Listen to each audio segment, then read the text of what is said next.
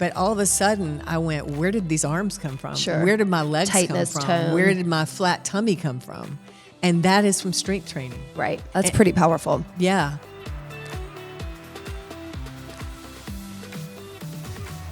Okie doke. Hey, everybody. Hi, Liz. Hi, Lee. Look, we're coordinated. We look We so are. good. Are you in black and I'm blue? Sort of like a bruise.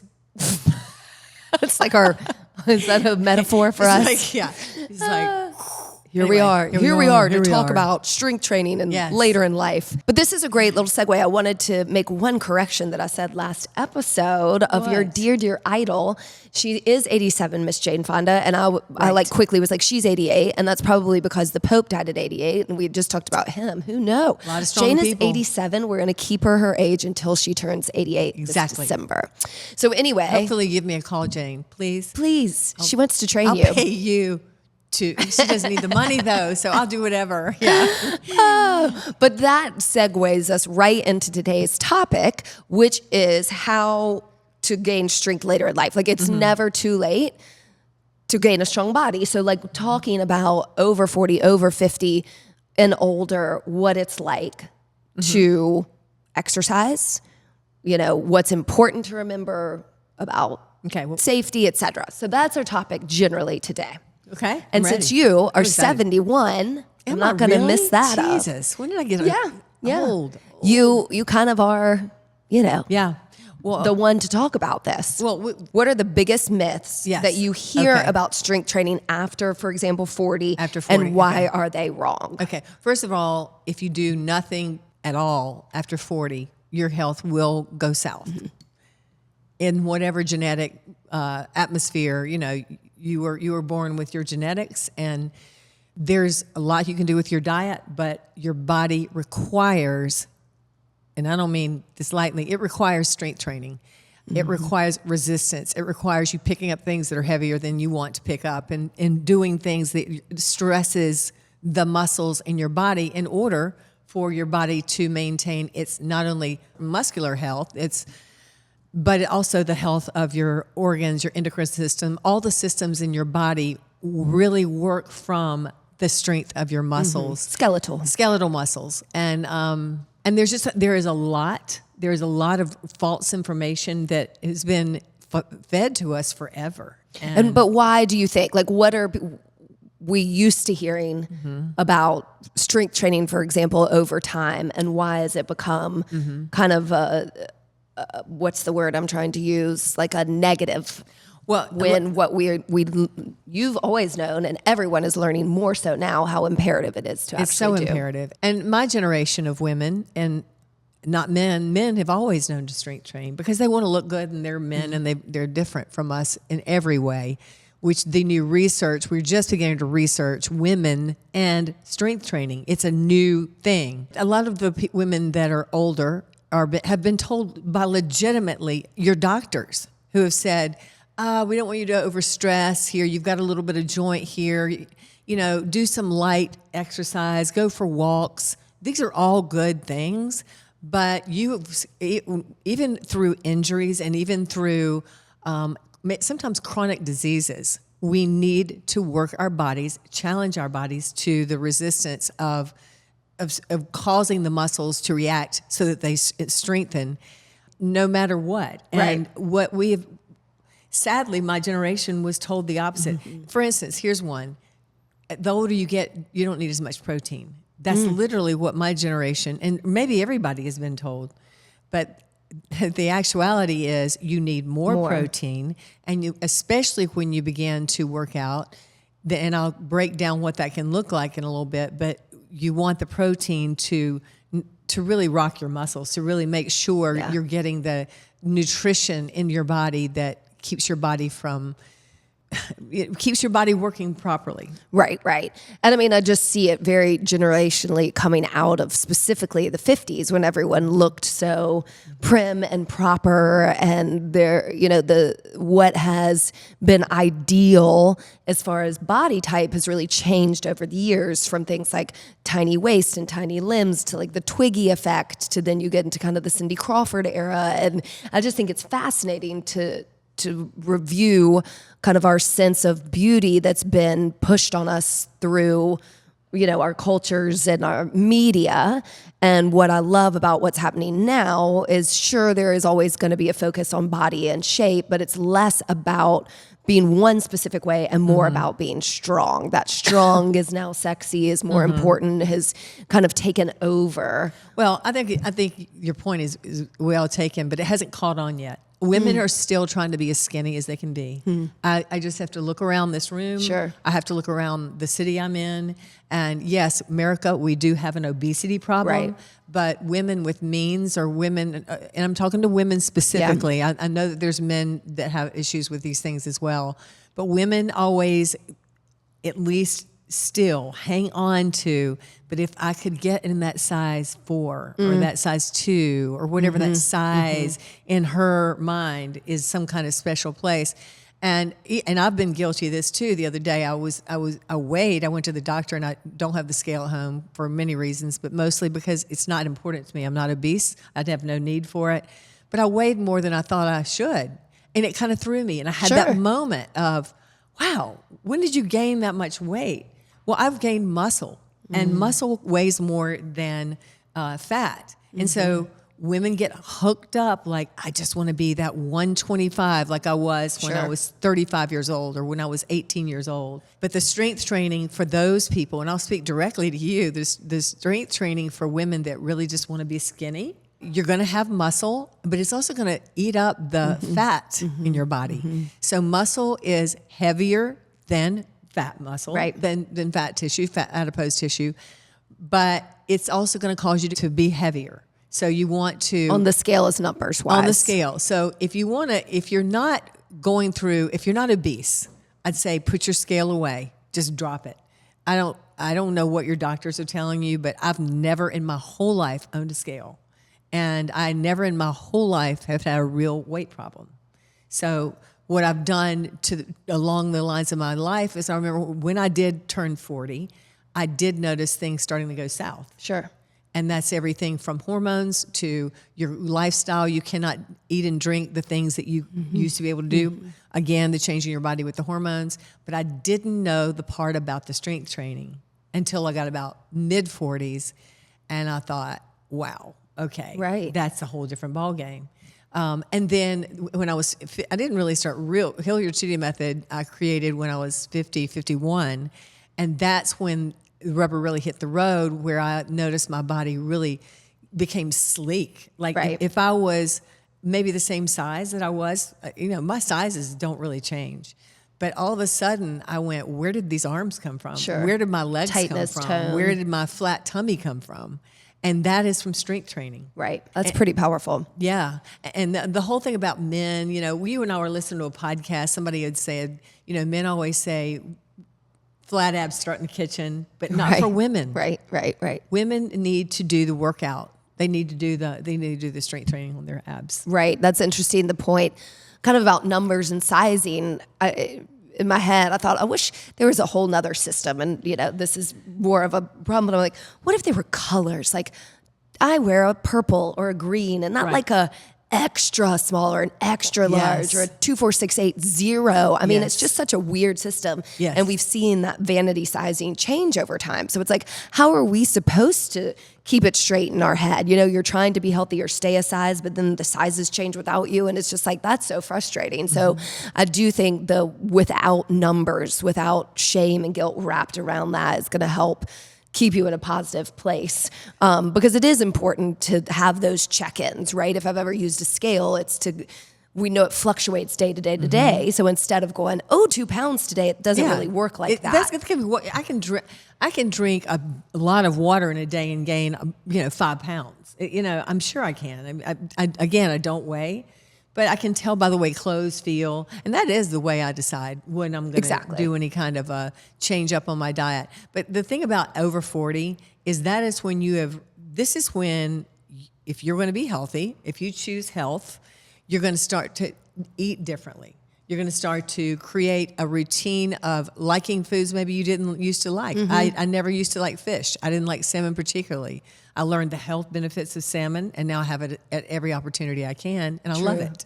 You can train your body and your taste buds to like what's good for you. Just like, I was addicted to sugar. I ate sugar every day of my life, had loads of sugar in my coffee, cream, all those things. And I went cold turkey without it, and it was hard. Sure. But these are the changes that you have to do. And I've always preached not restrictive diets. Right.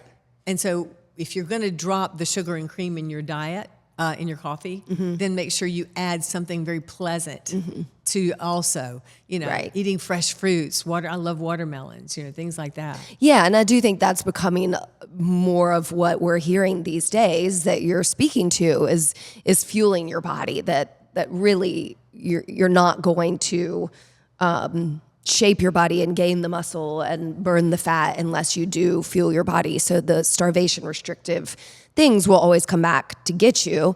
And, that goes along with the, it's never too late to start, right? That give up mentality when you hit a certain age and go, well, this is what's supposed to happen, so I guess I just have to be a victim of it. And even if you're not 40 yet, even if you're not 30 yet, there are habits that you can create that won't make it so hard later. You can't just think, well, I can do this and get away with it, and then you're gonna slam into a wall. It is a mindset. And I believe really you have to reprogram your mind. Yeah, when you get out of college, you've got to reprogram your mind. I got to get up. I got to go to work. I've got to do. Life is not one just straight line. Right. But the older you get, which are because I've lived a long time now, I maintain are your best years. They are your least worrisome years. So why would you want to worry about your life, your health, when you have absolutely 100%, 99% control over the health of your body? Right. What you put in your mouth, your workout. And the thing about the strength training that I really want to emphasize is that it is about doing something that is uncomfortable for your body. And women tend to think, well, and people used to say, you shouldn't do it if it's uncomfortable. You go to a gentle yoga class, go to a gentle. There is no gentle in getting older. There is no gentle. As a matter of fact, it is a rigorous situation that you're going to have to put your head into, and you're going to love it. You're going to start to love it, but it is work. And it doesn't take that much time. It takes 30 to really an hour a day of some sort of workout, whether it's, I would say at least doing strength training. If you're going to a gym or coming to Hilliard City Method, you're picking up your heavy weights 3 to 4 times a week. Okay. The rest of the days, you are not laying around taking off. You are moving your body. And yes, you're doing resistance training those days too. Maybe you're picking up lighter weights. Maybe you're doing a different type of workout. Maybe you're just knocking out a few push-ups. And I mean, women that are 70, 80, 90 years old, you need to be doing your push-ups. And you need to be doing them on straight legs. And I will say that. And if you're starting out, you're not going to be able to do it. Fine, don't worry about it. But you will be able to do it if you stick to it. And the reason you'll stick to it is because you'll feel so good. Right. People always go, I just want to look good. I just want to look good. And you will look good. That is the other amazing benefit. That is the side effect of the workout. But the main part of the workout, as a matter of fact, when I came in today, I was tired, just was not in the mood to work out. The minute I started working out, my body started flowing. Right. And when I finished, I was like, yes, now I feel back to me. Yeah, there's 2 things I want to talk about there. One is, the why, and it about, yes, looking good, but feeling good. So there was, I don't know who it was on Instagram who is very fit, and it's part of her persona and has gray full hair. And she posted a comment that somebody said, like, why do you work so hard on your body, but you won't take any time to dye your hair? And she was like, that stinks. I know. And she said, I don't work out to look good. Right. And then showed herself like lifting a huge trunk of pudding in her car, Yeah. going, I work out to do this. And that Yes. is the point. That is the Yes. point. And kind of talk to that intimidation factor. That's what we've been talking about. One, we've heard over the years, take it slow, take it easy. You know, if you have this joint pain, never press overhead, etc. But when it comes to that intimidation factor and starting, when you're saying be able to do push-ups on straight legs, when Right. you're saying pick up heavy weights, like where do we begin? Where do we begin? Well, you begin at Hilliard City Method if you're here. I would love it if I created this workout because I was 51 years old, had a daughter getting married who needed to be in great shape. But the biggest surprise to me was that I got in better shape. Right. And that was literally from this workout. And yes, everybody can do it. We modify it, but we do pick up the heavier weights, and we do it with compound work, which means we're working different parts of our body simultaneously through strength. So literally, you want to just start. Don't go, I've got to go to Hilliard City Method to start. Just start. Stand up right now. Get up out of your chair right now and almost sit down, stand up, almost sit down, stand up. Do that about 20 or 30 times. And you'll go, what I just did was resistance training. You were working the bottom half of your body, including your core, and you were not necessarily sitting in a chair, but you're doing what is called squats. If you don't do one thing today except for that, do about 20 squats. And you go, okay, that felt pretty good. Right. Actually, I had to hold on to the chair or whatever.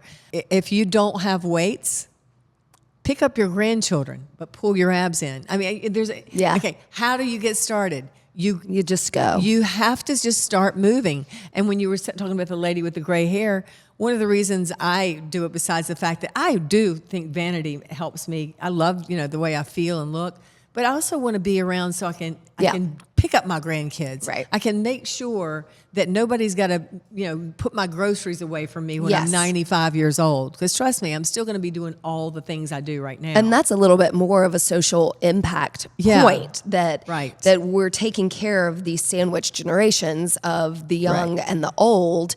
And what if we didn't put the burden of our health on the younger generation, that we were able to move by ourselves, that we don't put the burden on the healthcare system, and on and on and on. We even talked about this remember when we had step-by-step organizing on? And it's like the burden of leaving everything hoarded and cluttered in your life. Like, let's clean it up and so leave the other a better people legacy. don't. Yeah, let's clean up our health. And the big thing I want to talk about too with this is when we look at the weights back there, they're from 2 to 10 pounds. So we're not in here slinging 20, 30 pounds. Like, there is a manageable place for everybody. And one of the things that I value most about being a trainer here and seeing people walk in is getting excited when I recognize they've picked up a heavier weight. Right. When they've held a plank a little bit longer. Right. When they've done one more push-up, and one more is enough. One more is, and I'm going to speak to that, but I want to interrupt really importantly. When you're talking about being 80, 90, 70, whatever, some people have Alzheimer's starting in their 50s, sometimes 40s. This is, if you read any report on dementia, Alzheimer's, any type of disease of the brain, what's their number one suggestion? Exercise. Always. Strength training. Specifically strength training. Now that blows my mind. I know. They're not saying go and run. As a matter of fact, when you're over 40, I would say unless you love to run, I wouldn't really recommend it. I would recommend strength training. You don't need that at that point unless you love to run. And if you love to run, strength train so you can continue to run into your 80s and 90s.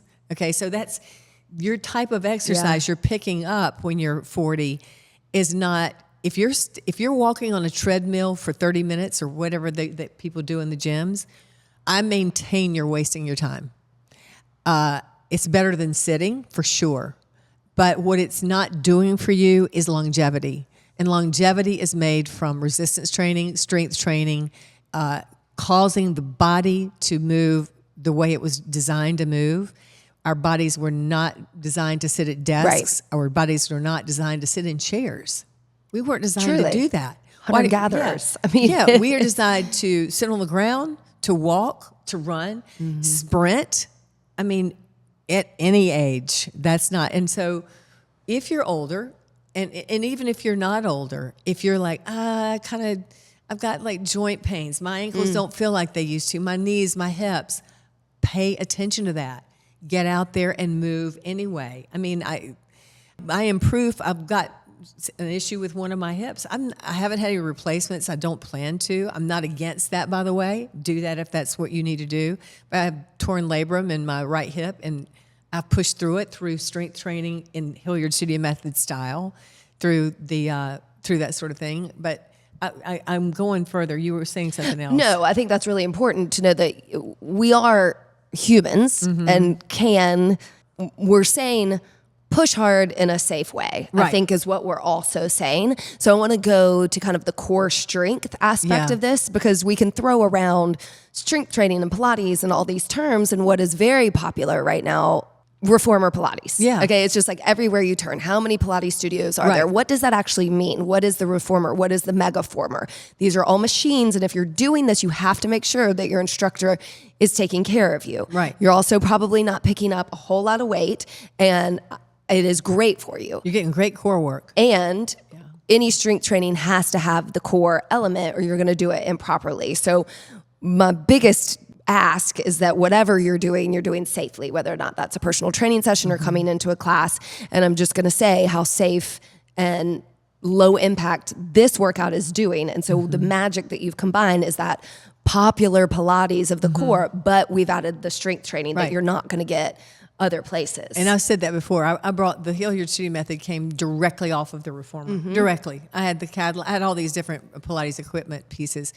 But I kind of want to go back, because I don't think I answered this well for the people that have never worked out. Okay. And they want to know what to do first thing. And they're afraid to walk in this door. But I'm going to challenge you to walk in this door even before I send you to pick up some 8 to 10 to 15 pound weights. Or because I think joining a gym is probably not your best bet at this point. But if you've never done any strength training, I want you to go and find or buy some sort of hand weights. Like maybe they're 8 or 10 pounds, whatever. I want you to pick up something that's hard to pick up. If it's 25 pounds and you pick up 25 pounds, pick up 28 pounds, pick up 30 pounds. Always pick up something that's a little heavier than you're comfortable with trying to hold. I had been, now and then I'll do heavy weights, and I went in the gym the other day and I realized I hadn't, I have a Pilates studio in my house with heavy weights. Sometimes I'll just go in and see how much can I press. Sure. And because I get it, I get all of that in here, but at home, this is what I want you to do. You've never strength trained. You've never done any of this. You've been a runner, or maybe you've done nothing. You're going to do your squats. You're going to start with doing 20 squats a day. You're going to start with doing push-ups correctly. And that means you're going to pull your belly in, and you keep your back straight, and you're going to take your hands just a little wider than your shoulders and be on your knees, and you're pushing halfway to the ground and pushing back up, okay? You're going to do maybe you do one, but whatever you do, the next day you're going to do 2 more, okay? So whatever you do, if that's 5, you're going to do the next day. So you've just got your core, you've got your upper body work, and you haven't picked up a weight yet. You did your squats, you did your push-ups, and now you're going to push into your weights because you're getting stronger. You're going to pick up, let's call them 8-pound weights or 15, whatever you can barely pick up. And you're going to do bicep curls. And you know what, biceps, right there, bicep curls, up and down. And you're going to do as many as you can get to. And then you're going to stop for a minute. And then you're going to do 1 more on your second set. And that's all you're going to do.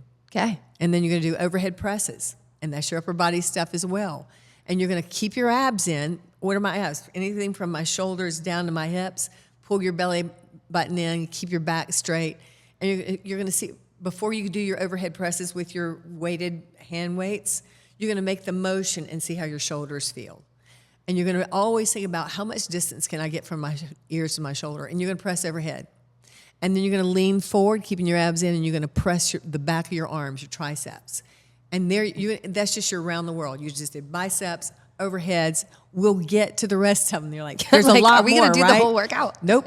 Just going to do those things. Okay. And you're going to do a set until you can't do it. And then you're going to do it another time and do 1 more. Yeah. You're going to do this 3 times to 4 times a week. And every single day, you're going to walk, not on a treadmill, but you're going to get outside or in your building and go up and down the steps. if you're doing up and down the steps, you're not going to count the amount of time. But if you're walking outside, you're going to do 20 to 30 minutes per day, and you're going to pay attention to your body. You're going to start to feel better. And when you start to feel better, you're going to start to add more lean protein to your diet. And then you're going to keep writing these things down, and then you're going to call me and tell me how you feel. And I don't care what size you are. I don't care about any of those things. But that is your that's your number one one-on-one 101 strength training for beginners. And it's just simple. And if you're like, I can't afford to buy hand weights, don't worry about it. Pick up something heavy in your house and keep picking it up over and over again until you can't pick it up. Well, I think that's just a good mentality about being comfortable picking up something heavier, knowing, okay, today I need to put it down and I can pick back up. So when we're in the studio, for example, and today I looked around the room and I was like, ooh, not many heavy weights in here today. You know, I get that we feel a certain way sometimes, and I don't want anybody to feel bad about what they're able to do. I also don't want people to surf through because there's no point. Like if you take the time to pay to take a class, to arrange your life and walk up the door, whatever that entails from you, then you've got to make it worth your time. So it's one thing to say like, oh, I do Hilliard Studio Method, like I'm going to age gracefully or well and feel strong. You do have to put in the work. So that challenge part is really difficult. It's really difficult, it's hard. I think, to go. It's hard to do it. I want to feel tired or uncomfortable. I don't want to feel like I can't do something. I don't want to compare myself to anybody else. I don't want anybody else looking at me. They're not. Everybody in here is just focused on themselves and getting through. And it's a happy, vibrant, space to be with music and energy. And so if that won't get you in, I don't know what else. But just know it's okay. Drop down, pick up. Yeah. You're not stuck. And that challenge, though, that you were just talking about in this room, and it's gonna you want this challenge to be hard, whether you're in this room or not. But the more you can meet this challenge with your body physically, the more you emotionally and mentally can meet any challenge that comes your way. This is not my idea. This is researched science. They literally, the mental health of people that strength train or push through barriers. And this would be for runners or anybody that can push through that. I got to stop. This is hard. Yeah. But you can push through that one moment. The things that are coming at you, an argument with somebody or whatever challenges at work, you're going to be able to meet them head to head, and you'll almost welcome it in a weird way. What you're saying. You're able to not only handle it, but handle it with aplomb. Really. And that's when the joy of life really hits you. And I'm going to equate strength training with my joy of life, with you, with the whole how we live. Right. And it is not, the challenge is worth it because the rewards are amazing. I mean, truly. The rewards that you get from the workout in this room or whatever you choose to do strength training wise will bring you rewards of better involvement in community activities, just more community. And that's what you were talking about in here. The people, when we're in this room, there's a community of effort and nobody is even side-eyeing anybody that drops during a push-up. No. They're like, well done. Look how far you got. Right. I'm about to drop right now. Right there with you, sister. Yeah. And I think that's important to see people, struggle and have empathy and know that, we're all going to be okay. Right. This is the most important time to work out. What we've learned about this third, what people are calling like phase, chapter, act, or whatever of life, that we're bringing much more light to it. Exactly. That, why would we spend our whole lives working and growing and learning and creating relationships to just kind of fizzle out at the end, physically, mentally, emotionally, spiritually? That we have these opportunity. Are the best years. I mean it. I'm interrupting you. Your birthday's coming up. You'll be 46. It's the best. Go ahead. It's the best, but it's the best time of life. Right. I mean, your 30s and all those things, you're worried about things. You're worried about people. You get some. I really am equating this whole strength training thing with quality of life because I know No, it it's true. is. It absolutely it's is. absolutely the truth. And we've brought light too. I mean, speaking as at 46, where 40 to 46 has been a hard change for me. More later, like 44, 45 was a bigger change for me personally. So being at the forefront of that and going, that doesn't feel great to have these changes that are happening to me that, like, shoot, I'm working hard and what, like, it doesn't feel good. And sometimes when an older generation goes, I promise you, the 50s are going to be the best time of your life. And you're like, okay, well, what do I have to do to get to there? I mean, you do kind of hit these stages and you know, you need support. So I appreciate that we're talking about things like perimenopause and menopause for women. I appreciate that strength training and protein are so hot topics now, but And thank you for bringing up hormones, and we won't dwell on it, but you and I both are doing HRT, which I think is a big component of this workout or anywhere of health, not Hilliard City method, but of being overall healthy. Right. You want, once you put your focus on being healthy and being happy, it's the same thing. Health, happiness, they are the same thing. interchangeable, yeah. What you're going through is perimenopause. Everybody goes through it. Every woman goes through it, and then go through a similar thing. You've decided to do an HRT protocol. I've been doing it for 20 years. I do know that has worked massively. I would say of the three things, the strength training being the number one thing I do for my body, which also causes me to eat better, because if I go out and have a McDonald's hamburger, which I haven't had in 25 years, I would immediately just, like, I'd feel poisoned and it would weaken my body. And so I put the things in my body that fuel me like I deserve to be fueled. That's right. And then the third component is there's nothing you can do about balancing your hormones except balancing your hormones. Well, I mean, I equate it to simple things like putting oil in your car. Like, if the oil starts to dissipate, it's only going to run well if you put more in. If your hormones start to dissipate, it's only going to work better, that lubricant system, if you get those balanced. So I do think that's the perfect trifecta. Yeah.